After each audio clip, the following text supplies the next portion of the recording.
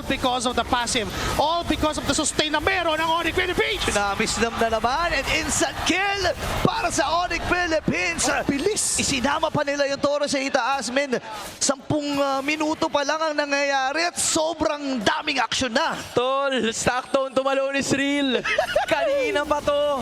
Sobrang dami ng assists nitong si Brusco and he's willing to sacrifice his life for the greater good of the family. Onyx Philippines, 7,000 na Ayun na ang naman. kalamangan at mukhang mag-engage na naman sila. Sinong susunod na biktima? Okay, kung sila inagamit, si Brusco naghahanap din Naku, ng magiging turret.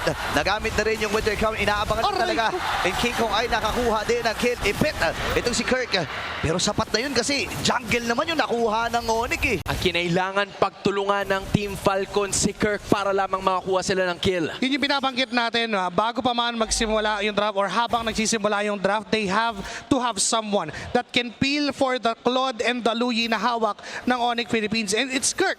Gamit ang kanyang alis. Enough na yung buhay niya kapalit kasi it's still a better trade. It's a jungle na makukuha ng Onyx kapalit lang ng buhay niya. Aabot din naman siya sa pagbagsak ng Lord doon sa top lane. And for Onyx Philippines, ito yung plano nila right from the start of this game. Bigyan ng magandang buhay si Savero doon sa gold lane and at the same time, i-outpace ang Team Falcons. Tol, napasag na yung mga shields na nanggagaling Diversion. doon sa inhibitor pero meron pang Lord sa itaas at doon din manggagaling yung iba sa Onyx.